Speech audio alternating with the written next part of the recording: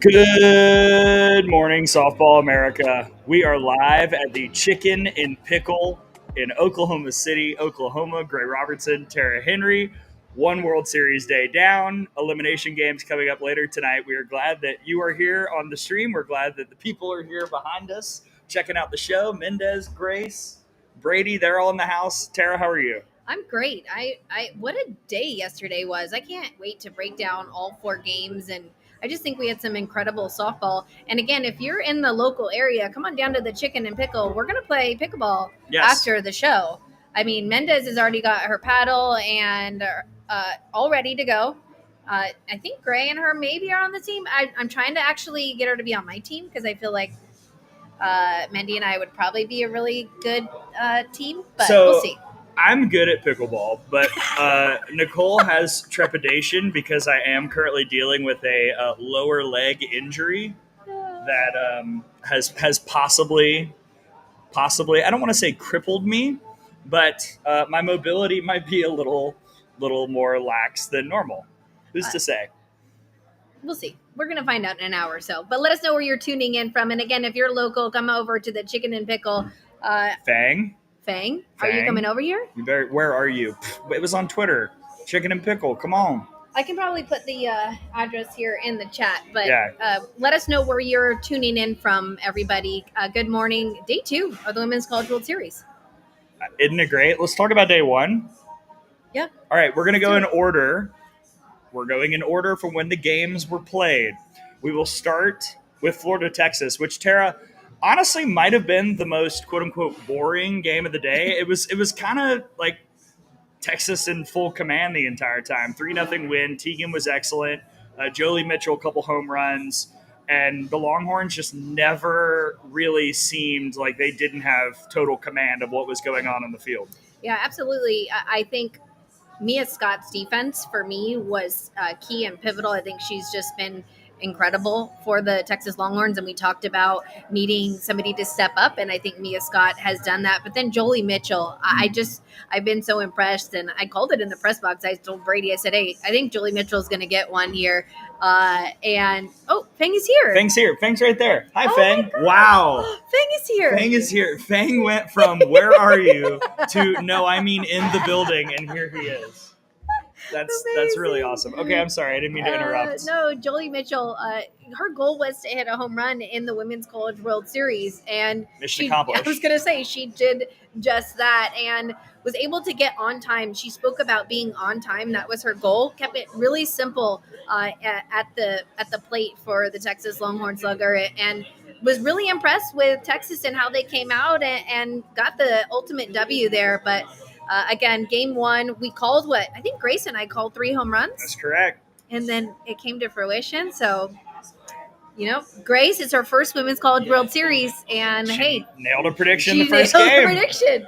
Maybe Grace should just stay with us. Yeah, right? This job is easy. Yeah. I mean, and Grace is killing it. For real, though, a lot of the content that y'all are seeing has been either filmed, created, or edited by Grace. So a lot of kudos for the World Series rookie. We'll talk about a World Series rookie team in a little bit. But I wanted to ask you, Tara, what made Tegan's move so effective? Because Florida just was off balance the entire time, felt like they never really barreled much up until late, and by then it was too late. No, it was interesting. I think Coach Walton even alluded to it. She was throwing the ball more down in the zone, a lot of ground outs. And Kavon, when she came into Texas, was more of an up ball pitcher, rise ball pitcher, and really worked the ball down in the zone. Not as many Ks as normal, but just really keeping it to a point where just a lot of ground balls. Again, that's what I talked about. Mia Scott, and I think she really mixed pitches well and mixed speed. It looked like Florida didn't really have a plan, and I'm sure they had a plan. Believe me, I know they did, but it seemed like they didn't adjust to the adjustment. And I think, that must have been to see the ball up more, but Kavon kept it down in the zone and just was really impressed because we had seen some struggles in the circle for Texas, and for Kavon to come out and really set the tone for that team. It was huge to get that win and ultimately get the day off day today. Yes. I think that day off is huge to be in the winner's bracket. And again, we talk so much about the margins of this sport. Think about a couple shows ago when we were talking about Texas. when Clemson had second and third, nobody out. Like, Texas is a ball in play away from not even being here, and now they're in the winner's bracket. That is how close things are in this sport this year. Absolutely. I mean, all across the board. And we'll talk about some 2 walk-offs later in the day. But again, it's been such great softball. I've been really, really enjoying each and every game. And that was a big win for Texas to get that under their belt. And, we'll see Florida today, and we'll see how they respond to, losing game 1. Yeah, I'm curious to see what Tim Walton's pitching plan is, but we'll see. I don't know. Lots of things to consider. They will play in the losers bracket game, Tennessee. Let's talk about OU Tennessee.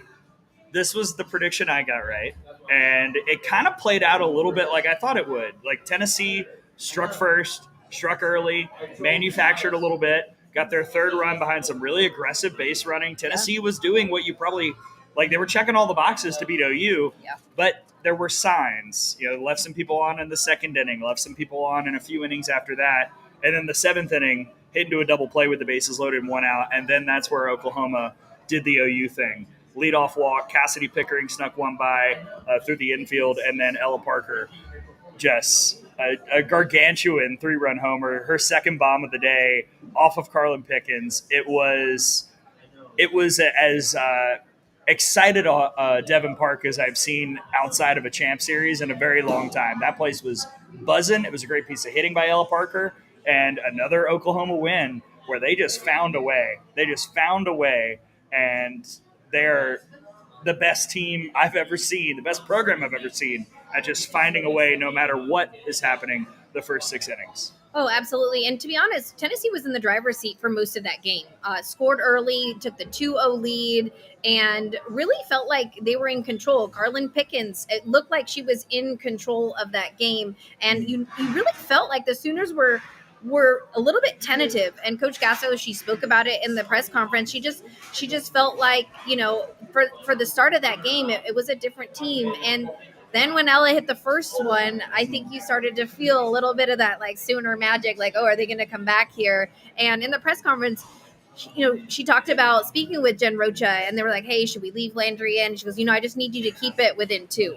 Like, if your coach is literally sitting there saying, hey, I need you to keep it within 2, that tells you how confident she is in her offense. And to me, that is so important, to have a leader that believes in you, that believes in your offense, and to be unshakable. And she spoke about in the 7th inning telling her team, hey, do you guys notice that there's people actually getting up and leaving the stadium right now? She told her team that in the 7th inning. And how they responded is, to me, what makes them so scary to anybody else that is facing them. For her to say that to them, for her to have that challenge, and for them to respond. But it all started with Agbayani and the leadoff walk.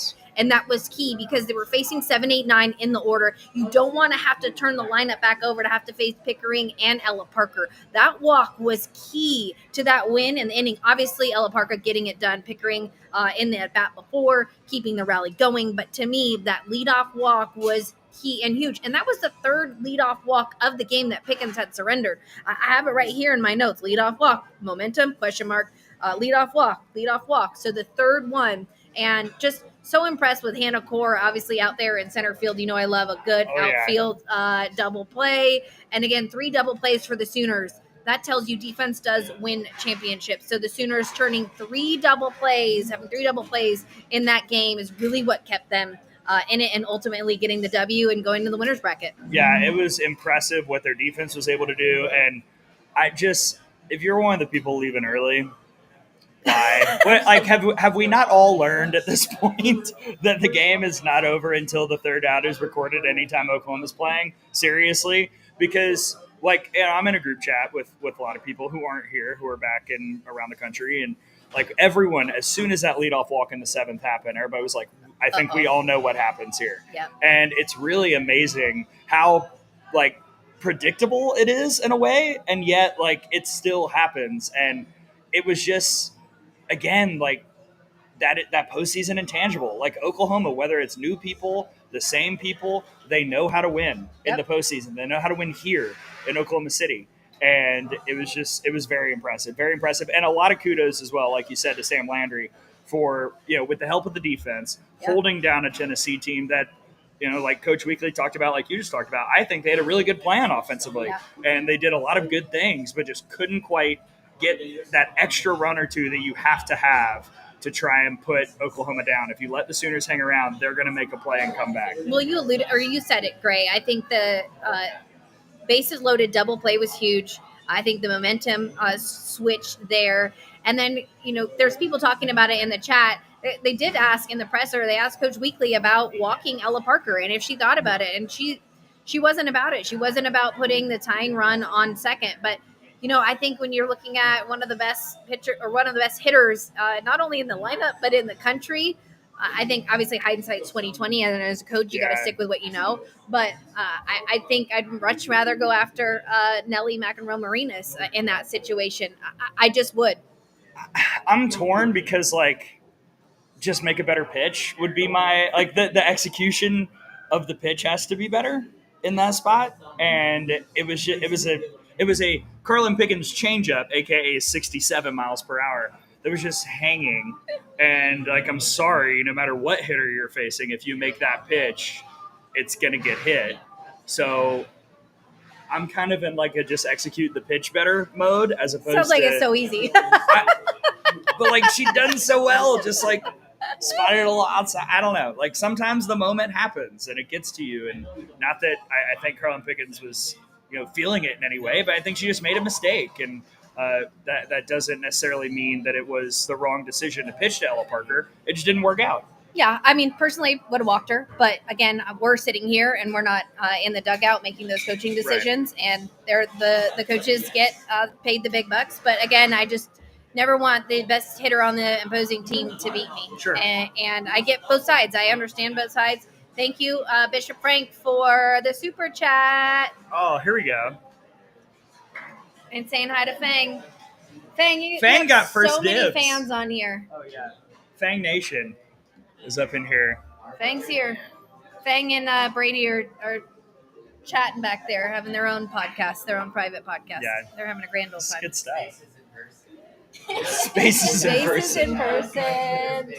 Speaking of in person, we were in person here at Chicken N Pickle in Oklahoma City. I think Xavier said he's coming in a little bit. We got a couple people who said that they were around the area. Cool. Come on, Come on. Go play a little pickleball. You can see me try and be athletic. Nicole, a video that's coming this week, I kid you not, it exists, where Nicole critiques and coaches up my swing. That's a thing that exists in media.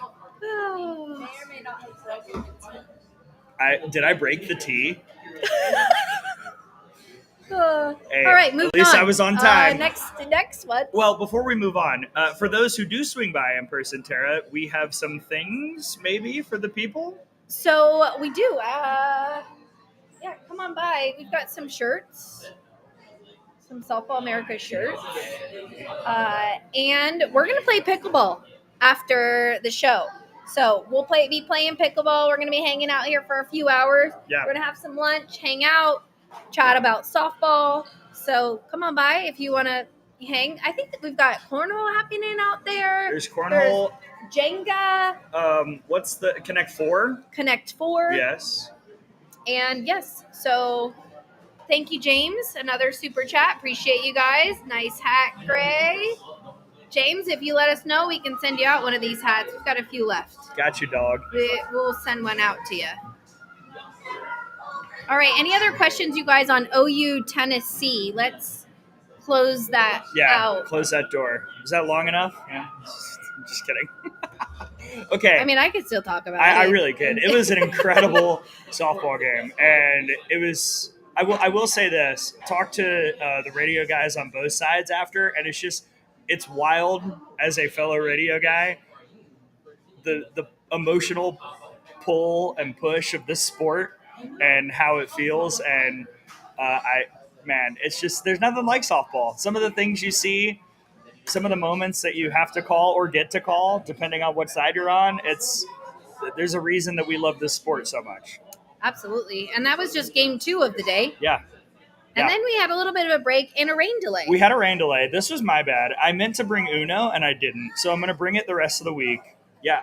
I have 3 different types of Uno in my bag, in the rain delay bag. So we'll have that ready to go for the rest of the week. But after waiting nice. for an hour and 15 minutes, we finally got Texas Tech Ole Miss. Yes. This was just like a flex. That's the one thing the one word that comes to mind. Nyjah flexed. A 2-hit shutout.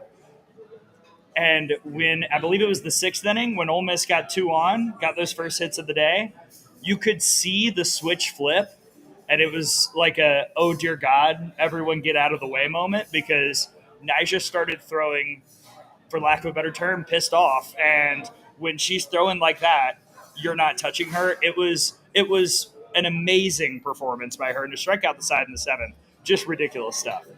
Right. And, we've talked about Texas Tech and a lot of firsts with the Red Raiders, and a lot of that has to do with Nyjah Kennedy in the circle. When you've got somebody that can literally put you on their back and lead you to the Women's College World Series, that's huge. And in the press conference, Jerry Glasgow, he was really honest about the offense. He said, he couldn't sleep thinking about how they were going to score some runs against Ole Miss. He knew they had a tough pitching staff. They had to prepare for multiple arms. And I think Aaliyah Binford did a really nice job. She obviously keeps the ball down in the zone, heavy drop with the off speed. And I think she did a really nice job and really kept Texas Tech at bay. And I think, Jerry, in the presser, he was honest. He said, if we don't win it this year, we've put Texas Tech on the map. And I thought that was a really interesting statement. Like, I'm still thinking, you got Nyjah Kennedy in the circle. You still have a good shot to do this. But I think he was really concerned with the offense. But the offense came through. And when you have one run, I think Nyjah's like, oh, that's good enough for me. I'm just going to go and strike out 10. And we're good. Yeah. There were a couple things that you talked about that stick out. I think it's big for tonight's game that Aaliyah Binford went complete. Because if I'm Ole Miss, I'm like, well, our hottest pitcher right now has not thrown a pitch yet, Bree Lopez, and you've still got Wachenio sitting in the barrel of your gun. So you've got some bullets left for the matchup tonight against Oregon. But again, like we talk about the margins, you don't want to play shoulda, coulda, woulda, but like Jaden Pone let that ball squirt away in left field, and that was the difference. Like it in the World Series, it can be the smallest of things. A couple inches here on a Carlin Pickens pitch, a play in left field where you let it bounce away.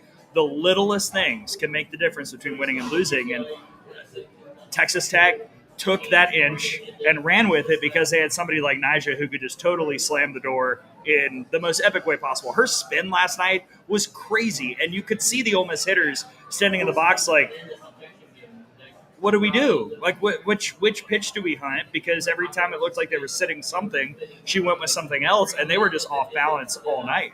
Yeah, and to be honest, Alana Johnson and Nyjah Kennedy both have Women's College World Series experience. And I do think there is something to that. There is something when you have played on that field before for different programs, not at Texas Tech, but there is something to that. And Jerry Glasgow, again, I see the comments. People are loving Jerry Glasgow. He is really honest. He is really real. If you ask him a question, he's going to give you the straight up answer. True. And I do think that's what makes him such a great coach, and he's been doing it for so long, and his ability to get his teams again to win in the postseason, I've been really impressed. Obviously before at Louisiana and now at Texas Tech, and with the backing of Patrick Mahomes, who is, we think he's watching these games because he is tweeting live, he is posting live, and yeah.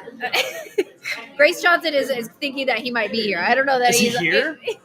I don't know that he's here, but to have that backing and to get a good return on your investment already, to go out and get Nyjah Kennedy to come to Lubbock and Texas Tech to be in the Women's College World Series, not be in the Women's College World Series, get the first win in program history here a lot of as firsts well. A year. Lot of firsts, and been very, very impressed. Yeah, and one last shout out to Texas Tech. Very clean defensive game as well.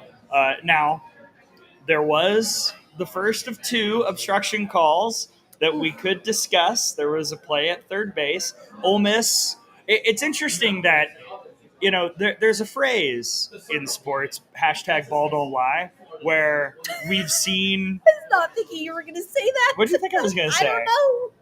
I mean, #ball don't lie. Ball don't lie. So there was the obstruction that I think a lot of people didn't really think in real time was is obstruction. Is that a real hashtag?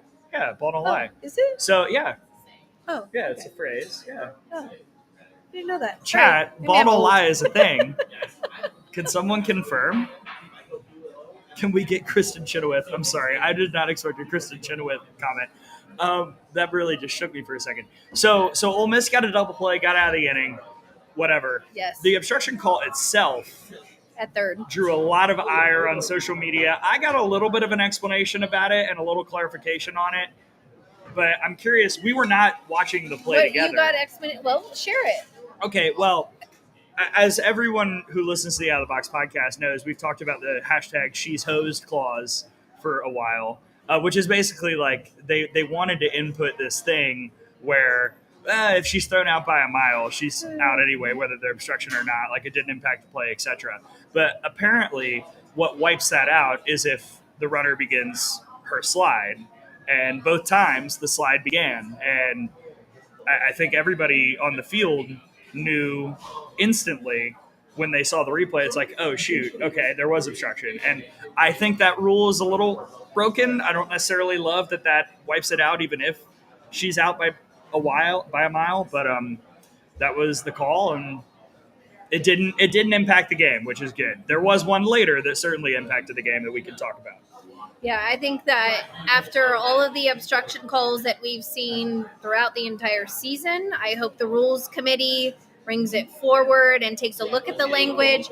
And we all have to understand something. Just because a rule is written a certain way, like you can't get mad at the umpires. That's how the rule is written, and the rule can be changed by the coaches and the rules committee. Yeah. So if you don't like the rule, number one, change it and vote on it too.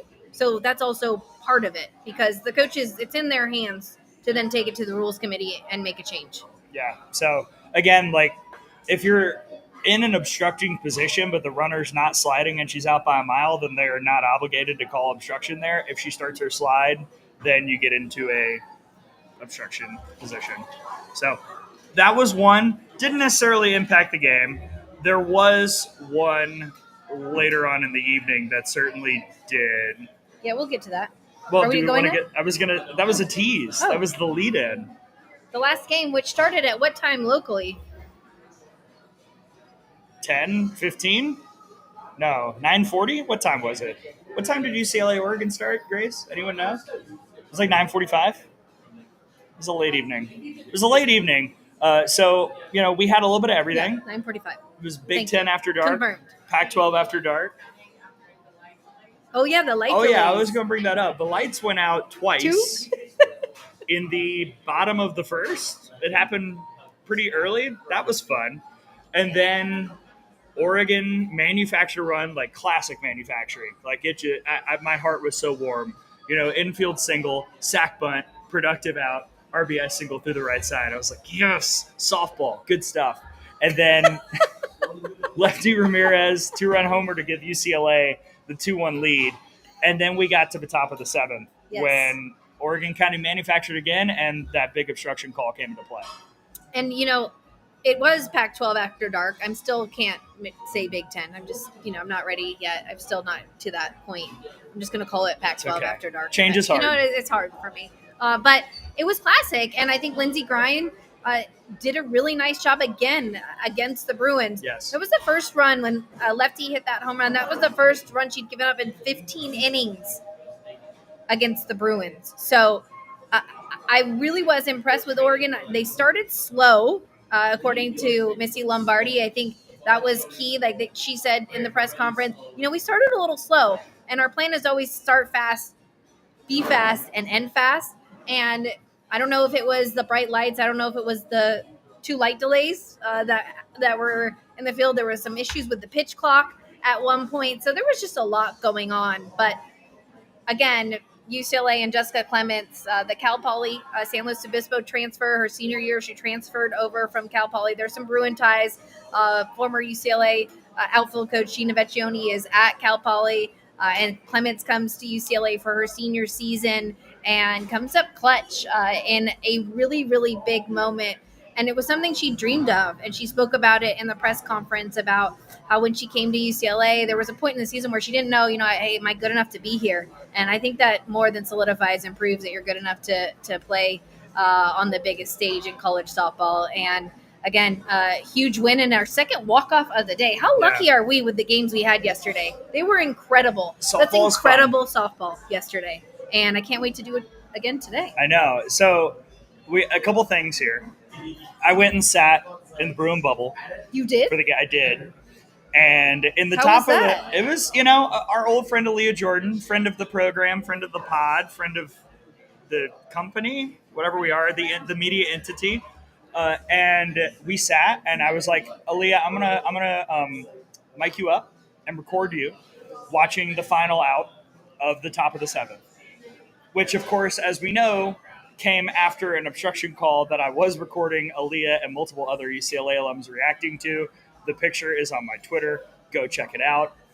It was quite funny, but also a lot of people were very confused about the play at the plate. Again, you heard what I was told. Again, I saw somebody was like, Gray's explanation. It's not my explanation. It's the rule.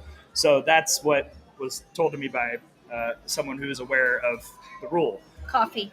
So then we go to the bottom of the seventh, and I still had the camera rolling.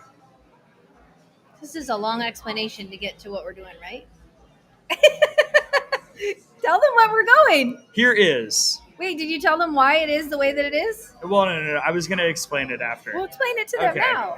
Sorry, guys. So the mic died, but I still had the camera rolling on the alum, so we set it in black and white to some dramatic old-timey music. So here you go.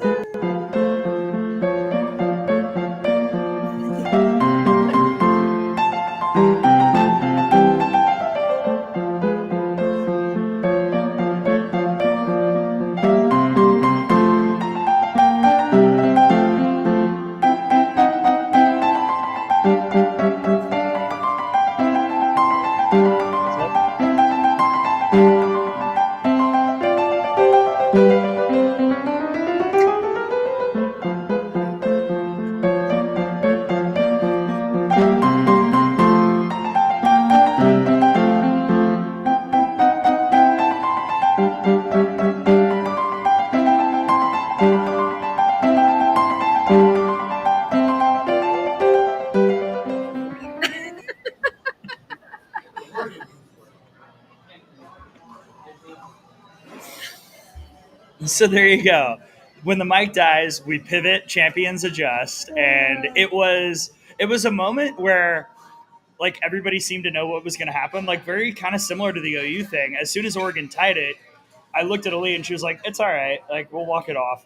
And I also saw something at the beginning of the video that was not in there, where all the Bruin alums like touched fingers, and I was like, "Is this the Bruin Magic thing?" I don't know, Tara, your thoughts? I don't know. We saw Sooner Magic earlier in the day. We saw Bruin Magic late at night. I think it was a great first day of the Women's College World Series. But I think it's more than that. It's a belief. And that belief comes with hard work, right? Like people talk about it being magic, but I really enjoyed this article that The Athletic wrote on Sue Inquist, and she spoke about Bruin Magic. So if you want to know about Bruin Magic, you can go and read that wonderful article on The Athletic. But it's very similar to the Sooners because it starts with doing the work first. So that magic isn't just like pure magic. It's just knowing that every day you go in and put in the work and you're at peace when you step up to the plate or you step in the circle because at that point you've done everything you can as an athlete. And again, it was just a great day of softball, 2 walk-offs, some low-scoring games too. We called that too. We had some pitchers duels. Yes. So we're getting to that point where we have elite pitching and we're not going to see as many, I don't know, we'll see maybe today, high-scoring games. But again, it is coffee. I'm drinking coffee, everybody. Promise you. Yeah, coffee. It's coffee, I swear. Still 11 o'clock here. I want to pull up a comment from my buddy Ryan Urquhart, who's here with Florida Radio. And Gray, can you tell me how good the radio booths are, specifically Florida's? I just love the Florida Radio gang. Shout out to Ryan and Kyle. Shout out to Plank. Shout out to Brian Rice. I could name more, though, because what I love about this World Series, and, you know, Tom and I aren't even here, but I think 6 of the 8 teams have radio. I was talking to the Texas Tech radio guy. They put together a plan to broadcast all the games of the World Series in 4 days. Got it done, spur of the moment, got them to OKC. So that was really, really cool. And it's cool to see that coverage kind of step up along with all the media outlets that are here and all the TV coverage. So shout out to all the radio gangs who made the trip here. That's important. It's important to have that extra step to bring the games to people. And well done, everybody. Amazing. Yeah. Well, Yeah. So any other thoughts on UCLA or Caitlin Terry?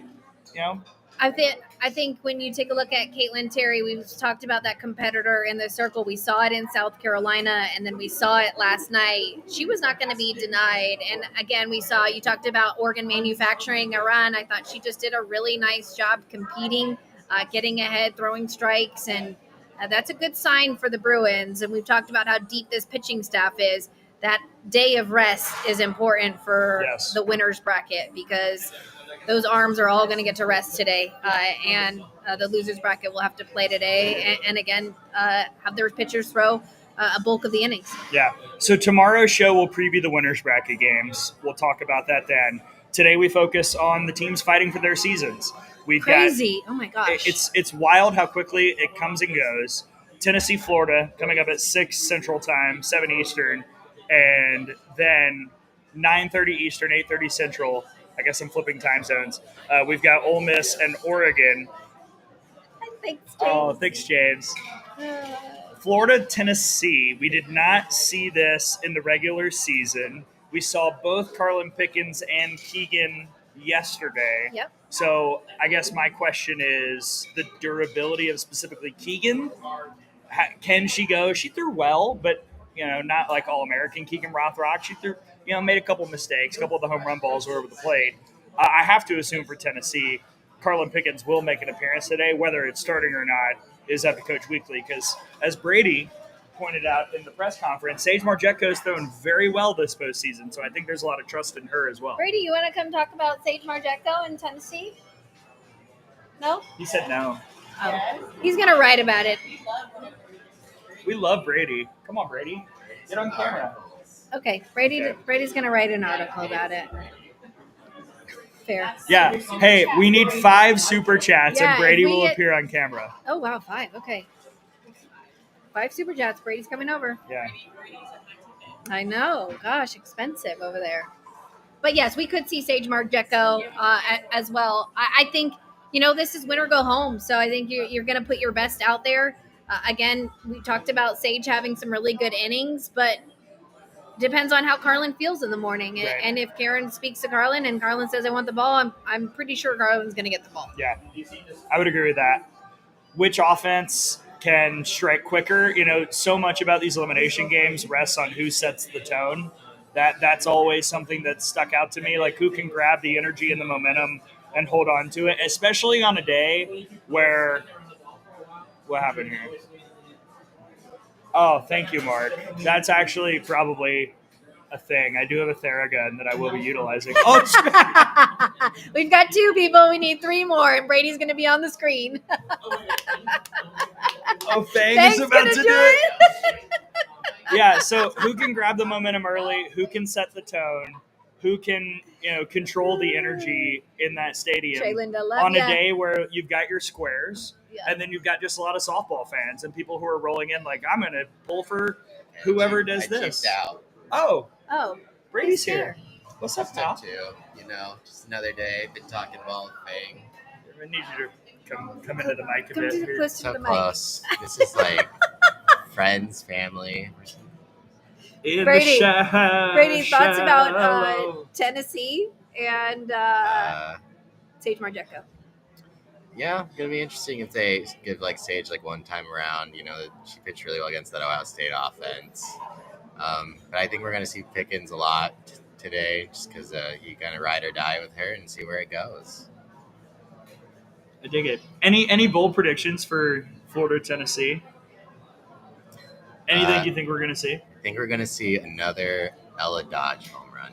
Ooh, Ella Dodge FTCL. Ella Dodge home run. We're having that tomorrow. Everybody say thanks to Brady. Thank you, Brady. Oh, Brady with love from Brandon. Thanks, Brandon. Brady Vernon, everybody. Brandon.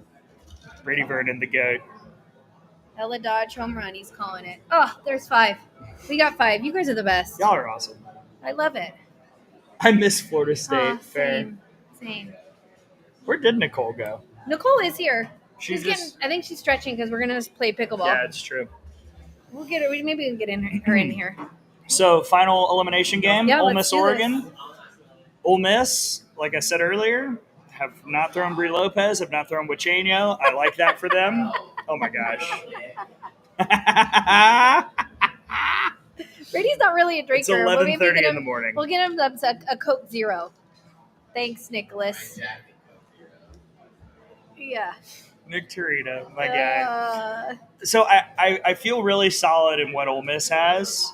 I think they kind of got Nija'd last night, and it wasn't necessarily indicative of them cooling off or anything, as long as they keep doing what they've been doing. For Oregon, I got to think Sikolski is getting the ball today, or maybe you go back to grind and see how long she can go. But based on just pure wear and tear of the game, I got to think Ole Miss is probably a little fresher coming into today. Yeah, I think Melissa Lombardi said it best last night. If the Ducks start fast, I think it's going to be really, really important for them to jump out early on Ole Miss. And we've seen Ole Miss come back and forth, come from behind win, and that was something that Aaliyah Binford talked about too, and I think was a little bit salty in the press conference because one of the media members asked them like, "Oh, you're not supposed to be here," and she's like, "Are you kidding me? Like, we got here the same as everyone else did. We got just as many wins as everyone else did, and I'm sitting right here in this press conference." So Ole Miss plays with a little bit of that chip on the shoulder, and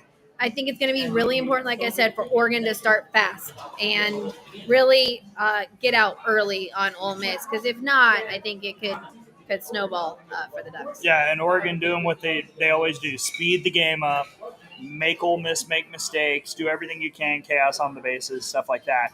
Go check out some of our wonderful Ole Miss content that we whipped out last night and some Oregon content. Nicole chatted with Coach Lombardi's husband. Yes. Grace chatted with the Blue Wig Gang, including, I believe, my friend Bree Roper was over there. Yeah, I think she was over there. Yeah, I Bree need Roper. to go see Bree today, legend for the Rebels. And I interviewed Finley Traxel, the dog. Yes. Yes. The dog. And I fed her Cheerios on camera. We will give you winners bracket games tomorrow. Previews. Tomorrow. We'll give you those previews tomorrow. Yes, because we have some pickleball to play today. Yeah. Here at Chicken N Pickle in Oklahoma City. Come join us. We would love to have you. Before we go, Tara, one thing we're going to see today.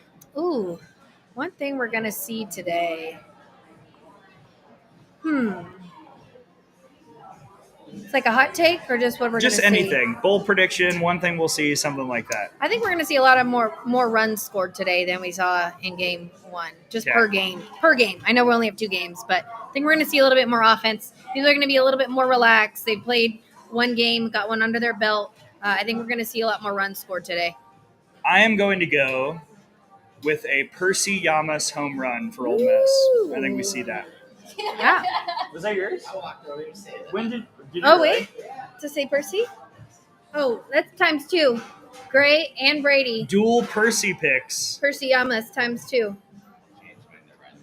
Yeah. All right, Brady says Riley McCoy is going to hit a home Okay. run. Grace, anything? What you got? I said it yesterday and she didn't, but Taylor Shoemaker. Okay. There was one off Shoemaker the home run. bat that I was like, whoop, hold on. How about Kylie Shar's catch in center? And then Falvey's almost catch. We didn't even talk about that. Oh, my gosh. She was this close. We've got that photo. Our photographer, Crash, came in with the solid photo that Brady put up on X. But heck of an effort. So close. That could have been a game-changing play. But that's like inches. Chat's killing me. All right, anything else? We good? I think we're good. If you guys want to come play pickleball, we're here. Come find us. I mean, we're not going to be hard to miss. We're all the people wearing Softball America stuff. Yeah, come hang out. I think we've got a few people maybe from a couple teams coming by. I don't know. Oh. To come play some pickle. Well, we'll see who can brew win on the court. That's a joke. You should see Grace's face. Grace looks like she wants to punch me. And you know what? She wouldn't be the first. Okay, that's it for us from Chicken N Pickle here in Oklahoma City. Good morning, Softball America. We love it. This is the best event in the world. Can't wait to see what happens tonight. Again, the games hit different when you hit that desperation point where you're literally playing for your life, for your season. it is it's just a different environment. And I can't wait to see what the teams show up with tonight. Yep. Thank you guys for being here. Thanks for being so active in the chat. We love it. We love that we can provide a space and hopefully talk some softball. And if you want to come talk softball in person, we're here. You know where we're at. Oh, and we might actually do a tournament on Tuesday. So I think there's enough room here. We'll keep you updated, but we might do a little pickleball tournament on the off day for those of you that are still around. Yes. And then maybe next year we'll do a tournament actually on the Friday here at the Chicken and Pickle. Invite some coaches, invite some people with some meat. You know, Amanda Scarborough loves a good pickleball event. Yeah. I'm sure Kevin does too. And if you guys like the show here, I don't know if I'm not quite sure how the sound is, or if you like the vibe, let us know. And maybe the Chicken and Pickle will let us come back here for another show tomorrow. Yeah. And we might do a little content stuff during the pickleball. Stay tuned. Yeah. And also we will check about a dirt tonight. Again, depends on when the games end. Yeah. So stay tuned. 1:30 a.m. last night. Yeah, last night was tough. We might have had 8 viewers live, but we would have loved all 8 of you. That's it for us from Chicken and Pickle in Oklahoma City here on Good Morning Softball America. For Grace, Nicole, Brady, Fang Nation, the whole gang hanging out here at Chicken and Pickle. Stephanie's back there. Tara Henry, I'm Gray. See you next time, everybody. Thanks, guys.